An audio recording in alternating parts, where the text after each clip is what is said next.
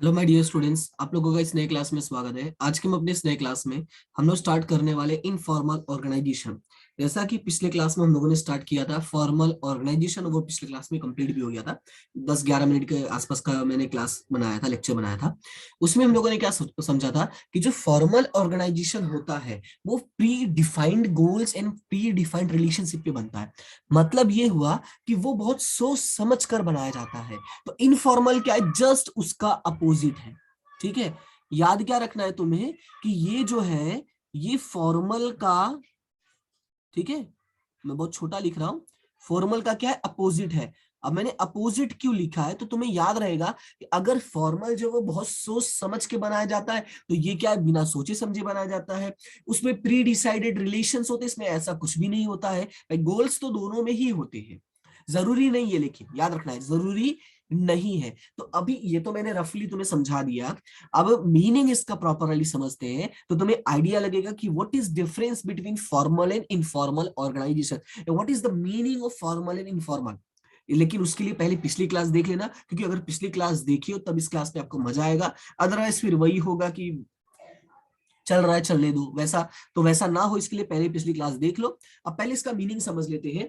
Informal organisation is the formation of internal relations. तो याद रखना है सबसे पहले कि it is form due to internal relation. ख्याल रखना है, due to internal relation on its own in order to provide a contribution to some result achievements forms without any formal planning। और इसके लिए कोई प्लानिंग नहीं होती, विदाउट एनी प्लानिंग। मैं तुम्हें एक छोटा सा एग्जांपल देता हूं। जैसे तुम स्कूल कॉलेज या कहीं भी पढ़ने जाते हो, या आप जिस लेवल पे भी आप हो इस समय, आप वहां पे जब जाते हो काम करने के लिए, पढ़ने के लिए, तो आप पहले से प्लानिंग करके नहीं तो कि ये मेरा बेस्ट फ्रेंड बनेगा, ये मेरी बेस्ट फ्रेंड बनेगी, ये मेरे फेवरेट सर बनेंगे, ये मेरी फेवरेट टीचर बनेंगी। राइट, ऐसा कुछ डिसाइड नहीं होता। लेकिन कैसा होता है, जैसे आप वहां पे काम करना शुरू कर देते हो, फिर आपको लगता है कि आपके कंपेटेबल के अकॉर्डिंग ये पर्सन है, मतलब जैसा आपको इंसान चाहिए था वैसा सामने वाला है, वैसा ही आपकी हेल्प कर रहा है, तो वो बन गया आपके लिए एक रिलेशन। राइट, वो आपने खुद ही प्रिपेयर कर लिया, तो उसको हम लोग क्या बोलेंगे, इनफॉर्मल ऑर्गेनाइज, क्या बोलेंगे उसको, इनफॉर्मल ऑर्गेनाइजेशन। और वो आपने बनाया क्यों, टू अचीव सम रिजल्ट्स। अब यहाँ पे कुछ रिजल्ट्स क्या हो सकता है भाई आपको बात करने के लिए चाहिए हो, टाइम पास करने के लिए चाहिए हो, जैसे होता है ना भाई कि किससे बात करें, किसके साथ बैठे, उसके लिए। या हो सकता है कि तुम्हें कुछ डाउट हो तो कौन बताएगा, तो उसके लिए भाई एक अच्छा दोस्त होता है जो हमें हमारी हमेशा मदद करता है। राइट, लास्ट मोमेंट्स पे हेल्प करने के लिए भी एक फ्रेंड होता है ना, तो मान लो वैसा एक फ्रेंड बन गया। तो कुछ ना कुछ रीजन, उसका रीजन होता है, और जो हमें अचीव करना होता है, मतलब कुछ ना कुछ हमें चाहिए होता है जो अचीव करना होता है, और उसके लिए ये अपने आप एक इंटरनल रिलेशन क्रिएट कर लेता है। क्लियर है, तो याद रखना है कि it is created due to formation of inter relation on its own. On its own का मतलब यहाँ पे क्या है कि खुद से बनता है, ये तुम्हें याद रखना है, ऑन इट्स ऑन, ये बात पहले तुम्हें याद रखनी है। फिर आगे बढ़ते हैं। उसके बाद आगे लिखा है the relations are developed among the people working in inevitably together।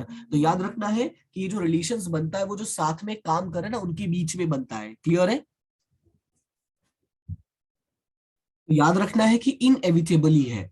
मतलब वो पिक्चर देखा है ना, वो एंड गेम वाला, उसमें बोलता है मैं आई एम इनएविटेबल। तो उसका मतलब ही क्या आता है, भाई मुझे तुम टाल नहीं सकते हो, तो तुम चाहे जितना भी कोशिश कर लो।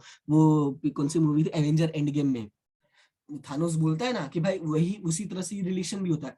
तुम कितनी भी कोशिश कर लो, तुम कितना भी चाहो भाई हमें किसी के साथ कोई रिलेशन नहीं बनाना है, हमें कोई काम नहीं करना है किसी के साथ, हम अपने हिसाब से काम करें, उनको जो बोलेगा उतने करके निकल लेंगे, ऐसा नहीं होता, अपने आप वो रिलेशन बन जाते हैं। तो इसीलिए याद रखना, इनएविटेबली टुगेदर। उसके बाद such relations develop and flourish on informal grounds. तो याद रखना है कि ये जो डेवलप भी कैसे होते हैं, ये डेवलप और फ्लोरिश, यानी डेवलप भी होते हैं, फ्लोरिश मतलब बढ़ते भी है। कौन से बेसिस पे, इनफॉर्मल बेसिस पे। ठीक है, such relations are not formally founded, जो सिंपल सी बात है। हेंस नो फॉर्मल और proper chart can be prepared for the same. हाँ, एक चीज और है, अगर ये फॉर्मल नहीं है, याद रखना है, अगर ये फॉर्मल नहीं है तो कोई चार्ट प्रिपेयर पॉसिबल नहीं है। तो ये तुम्हें याद रखना है कि ये पहले से डिसाइडेड नहीं होता, इसलिए कोई चार्ट बना के कोई एक्सप्लेन कर दे ऐसा पॉसिबल नहीं होगा। It can be considered as a shadow of formal structure of organisation. हाँ, लेकिन याद रखना है ये क्या है, शैडो ऑफ फॉर्मल स्ट्रक्चर। अब क्वेश्चन होता है कि why it is a side of formal structure, क्योंकि जब आपने प्री डिसाइड गोल बनाया था, ठीक है, आपने दूसरों के बीच में प्री डिसाइड रिलेशन बनाया था, तो इट मे बी पॉसिबल कि उन लोगों के बीच में, जैसे अभी मान लो 5 लोग ग्रुप में काम कर रहे थे, हो सकता है उन 5 में से किसी 2 के बीच में एक अच्छा फ्रेंडशिप हो गया, एक अच्छा रिलेशन बन गया हो, और उन लोगों के बीच में इतना इनफॉर्मल काम होने लगा, इतना इनफॉर्मल बातें होने लगी है कि वो लोग बिजनेस आवर्स के अलावा भी वो लोग बातें करते हैं, बिजनेस के अलावा भी मिलने लगे हैं। राइट, तो कहने का मतलब कैसा है कि ये जो है ना वो इसके शैडो में ही बन जाता है, जहां पे पहले फॉर्मल होगा, उसी के नीचे धीरे धीरे धीरे धीरे अपने आप रिलेशंस पनपने लगते हैं। It can be considered a subordinate structure to form a formal one. That's why बोला है कि ये क्या है, सबऑर्डिनेटेड है, किसका, फॉर्मल का। क्लियर है इतना? तो ये रहा तुम्हारा मीनिंग एंड पूरा का पूरा एक्सप्लेनेशन। तो आपको सबसे पहले तो ये जो मीनिंग है वो याद रखना है, फर्स्ट ये वाली लाइन, ठीक है, पहले तो ये पूरा मीनिंग क्लियर रखना है। उसके बाद इसमें कुछ बातें अच्छी से जो याद रखनी है वो ये है कि भाई ये बनता, ये क्या इनएविटेबली है, मतलब इसको आप इग्नोर नहीं कर सकते हो। ये जो बनता है वो इनफॉर्मल ग्राउंड्स पे बनता है, राइट है। It can not, you can not prepare a chart for the informal organisation and it is the shadow of formal structure, right, and it is a subordinate to formal one. Clear है? ये जो मैंने underline किया है ना, वो तुम्हें words पे फोकस करना है और उन्हीं को ज्यादा याद रखना है। अभी चलते इसके कैरेक्टरिस्टिक्स की बात करते हैं। तो सबसे पहला लिखा इनफॉर्मल स्ट्रक्चर। तो जैसा हम लोगों ने फॉर्मल में पढ़ा था कि जो स्ट्रक्चर होता है फॉर्मल होता है, इसमें स्ट्रक्चर कैसा होगा, इनफॉर्मल होगा, कॉमन सी बात है। तो number 1, this type of structure is informal, मतलब कोई प्री डिसाइडेड नहीं होता है। It develops from their relationship, वो उनके रिलेशनशिप पर डिपेंड करता है कि दो लोग जो काम कर रहे हैं उन दो के बीच में कैसा रिलेशन बन रहा है। And this kind of structure is naturally formed when the employees working together work for a commonly defined goal। यानी कि जब वो लोग commonly defined goal के लिए काम करते हैं, commonly defined मतलब जो बिजनेस का गोल होता है ना, उसके लिए जब वो लोग काम करते रहते हैं तो ये नेचुरली फॉर्म हो जाता है। ठीक है, तो याद रखना है नेचुरली फॉर्म्ड। क्लियर है इतना?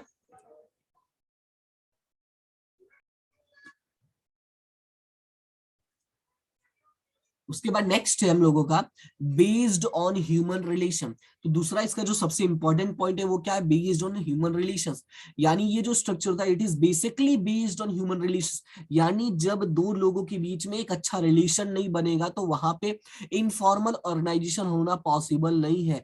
जब तक अच्छा रिलेशन नहीं बनेगा तब तक ही पॉसिबल नहीं होगा। एग्जाम्पल के तौर पे one similar kind of feeling, जैसे बोलते हैं ना कि एक फीलिंग्स होनी चाहिए। जैसे कई बार देखा होगा कि दो बहुत जिगरी दोस्त होते हैं, तो वो लोग एक किसी बात को देख के हंसता है तो दूसरा अपने आप हंस देता है, क्योंकि वो दोनों इतने बढ़िया, उनके बीच में रिलेशन बन जाती है, इतनी बढ़िया फीलिंग मैच हो जाती है कि अगर किसी के बारे में अच्छा सोच रहे तो दोनों एक ही टाइम पे सोचते हैं, बुरा सोचते हैं तो भी एक ही टाइम पे सोचते हैं। ऐसा अक्सर क्लासों में देखा जाता है, राइट। या पॉसिबल है कि दोनों का इंटरेस्ट एक हो, या पॉसिबल है दोनों की वैल्यूज सेम हो, दोनों की हॉबीज सेम हो, हैबिट सेम हो, या बिलीफ सेम हो सकता है। इट मे बी पॉसिबल, कुछ भी हो सकता है। मतलब क्या है कि दोनों में कुछ ना कुछ कॉमन होना जरूरी है। And due to this the structure comes into existence, और इसी की वजह से ये स्ट्रक्चर बनता है। क्लियर है इतना? तो बेसिकली इसमें यही बात होती है कि भाई इंटरेस्ट, वैल्यूज, हैबिट्स और आपके जो हॉबीज होती हैं, बिलीफ होता है, उसके बेस पे ही रिलेशंस जो बन जाते हैं वही बनते हैं। ठीक है, नॉर्मली आपने देखा होगा, जैसे आपने चलो मैं आपको एक बहुत ही फेमस वेब सीरीज का एग्जांपल देता हूँ। जैसे अभी अभी हाल ही में रिलीज हुई थी एक फैमिली फैमिली मैन वाला, जिसमें आपने देखा होगा कि वो क्या नाम है, श्रीकांत और जेके की बहुत अच्छा बॉन्डिंग रहती है। उसमें है तो बहुत सारे कैरेक्टर, लेकिन जो बॉन्डिंग है वो जेके और श्रीकांत के बीच में ही क्यों है, क्योंकि उनकी हॉबीज और उनके है ना, कहते हैं ना, फीलिंग्स मैच होती है, राइट। उसी तरह से हमारा ये जो है इनफॉर्मल रिलेशन क्रिएट होता है। ये बात करते हैं थर्ड पे। थर्ड है एवर चेंजिंग। अब एवर चेंजिंग का मतलब क्या है कि जैसे कि मान लो अगर तुम छोड़ के कहीं और गए तो वहां पे रिलेशन बन जाएगा। तो एवर चेंजिंग में याद यही रखना है कि ये जो है ना एक फिक्स नहीं होता, रिजिड नहीं होता है, ये चेंज होते रहता है। जहां नई जगह, नए लोग, नया रिलेशन, सीधी सी बात है, सिंपल है, क्योंकि पुराने लोग अब नहीं रहे तो भाई हमें नया रिलेशन तो बनाना पड़ेगा ना। तो वही बात बोला है, the informal structure is ever changing when an employee leaves one group. याद रखना है, क्या बोला है कि जब एक पर्सन एक ग्रुप छोड़ देता, leaves and joins other group, right, the new informal structure is created और change as per the change in work environment. तो याद रखना है कि जो वर्क एनवायरमेंट चेंज हुआ, लोग चेंज हुए, ग्रुप चेंज हुआ, तो नया रिलेशन बना, नया इनफॉर्मल स्ट्रक्चर बन गया। क्लियर है? ये था हमारा third number, ever changing. Number 4 है यूनिवर्सल। अब यूनिवर्सल का मतलब क्या है कि ये हर जगह पाया जाता है। यूनिवर्सल का मतलब everywhere, it is not found in a businesses, it is found everywhere where there is a presence of informal organisation in all kinds of human activities. तो याद ये रखना है कि जहां पे ह्यूमंस हैं, ठीक है, जहां पे ह्यूमंस हैं वहां पे इनफॉर्मल होगा, क्योंकि जहां पे रिलेशन है वहां पे इनफॉर्मल है, और जहां पे इंसान है वहां पे रिलेशन अपने आप बनेगा ही, अच्छा बुरा जो है रिलेशन बनना ही बनना है। उसके बाद हम आगे बढ़ते हैं, नेक्स्ट है हमारा इनफॉर्मल कम्युनिकेशन। अब देखो उसमें हमने पढ़ा था जो कम्युनिकेशन होता है उसमें वो कैसा होता है, फॉर्मल होता है, लेकिन इसमें कम्युनिकेशन कैसा होता है, इनफॉर्मल होता है।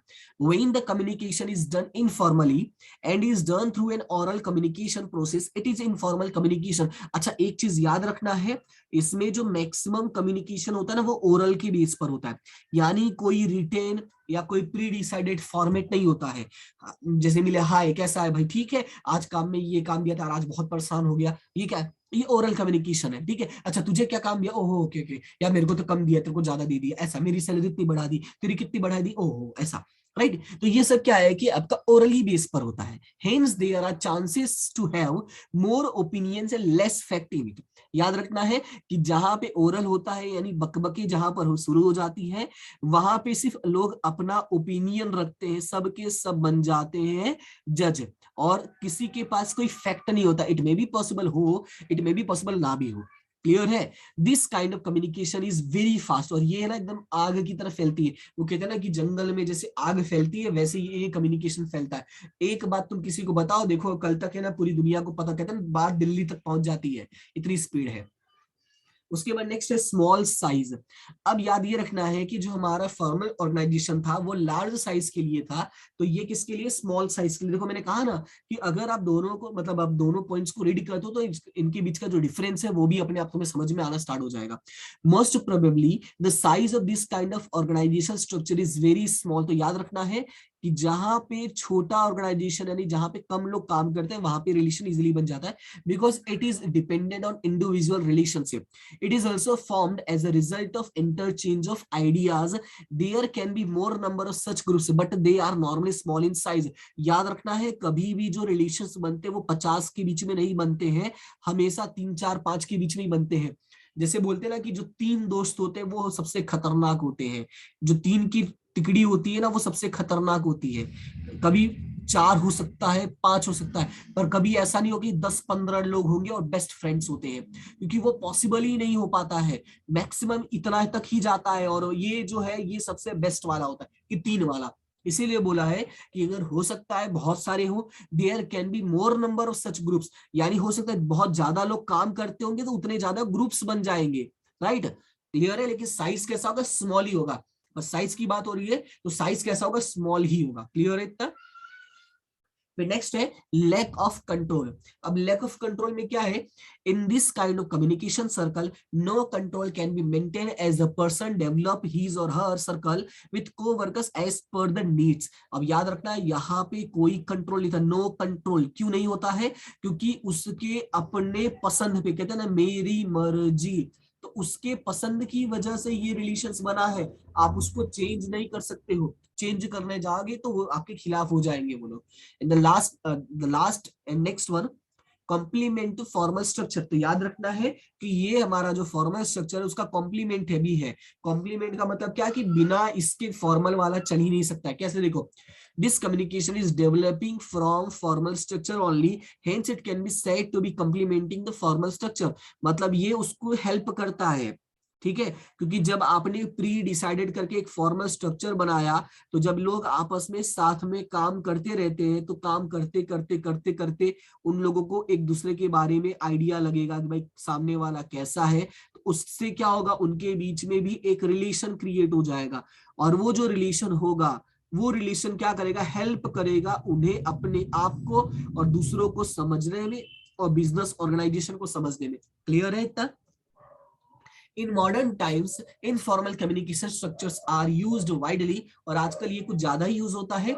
This enables industrial talk and discipline and industrial disputes are lessen, hence this structure is more popular. क्योंकि कैसा होता है जब लोगों के बीच में रिलेशंस बनना स्टार्ट हो जाते हैं, लोग एक दूसरे से साथ काम करने लगते हैं ना, तो अपने आप जो इंडस्ट्रियल डिस्प्यूट्स होते हैं, यानी जो एक दूसरे के बीच में प्रॉब्लम्स होती है, वो क्या हो जाती है, कम हो जाती है. क्योंकि सब मिल बांट के काम कर रहे हैं ना, और जहां पे मिल बांट के काम करेंगे वहां पे झगड़े तो होंगे ही नहीं ना. ठीक है. तकलीफ तब होती है जब एक दूसरे को देना नहीं पसंद करते हैं, एक दूसरे से बात करना नहीं पसंद करेंगे. यहाँ पे तो भर भर की बातें हो रही है, तो डेफिनेटली उनके बीच में जो रिलेशन होगा अच्छा बनेगा, और जब रिलेशन अच्छा बनेगा तो ऑटोमेटिक जो हमारा इंडस्ट्रीज है वो अच्छा बन जाएगा. क्लियर है, इतना समझ में आया? तो ये था आपका informal organisation. So I hope कि आपको दोनों पॉइंट्स क्लियर हो गए होंगे, फॉर्मल का भी और इनफॉर्मल का भी. दोनों क्लास को अच्छे से देख लेना, इसके पहले के जो स्ट्रक्चर बनाया वो भी देख लेना. उसके बाद हमारा नेक्स्ट स्ट्रक्चर होगा मैट्रिक्स.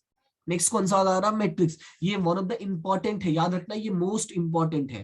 तो यहाँ पे मैं पहले से ही लिख देता हूँ मोस्ट IMP, ताकि जब नेक्स्ट क्लास में आए तो हमको ये दिखना चाहिए, और उसके बाद सीधा स्टार्ट कर देंगे कि मैट्रिक्स ऑर्गेनाइजेशन क्या है, कैसा है, इसका कैरेक्टरिस्टिक्स क्या है, इसका स्ट्रक्चर कैसा है. ठीक है. तो आज के लिए फिलहाल इतना ही, पढ़ते हैं नेक्स्ट क्लास में ये टॉपिक. और क्लास अगर अच्छी लगी हो तो उसको लाइक शेयर सब्सक्राइब जरूर कर देना, आपका जो व्यू हो उसको जरूर बताना. ठीक है. फिर मिलते हैं अपने नेक्स्ट क्लास में, तब तक के लिए thank you so much and have a good day. Response जरूर देना, जो भी हो, अच्छा बुरा जो भी हो, आई विल रेडी. मुझे नहीं फर्क पड़ेगा, मैं एक्सेप्ट करूंगा उसको. फर्क नहीं पड़ेगा मतलब मैं ऐसा नहीं बुरा मान जाऊंगा, मैं एक्सेप्ट करूंगा, समझूंगा, सुधारूंगा. ठीक है. क्योंकि इनफॉर्मल रिलेशन हमारे बीच में भी क्रिएट होना जरूरी है. चलो मिलते हैं नेक्स्ट क्लास में, तब तक के लिए thank you so much and have a good day.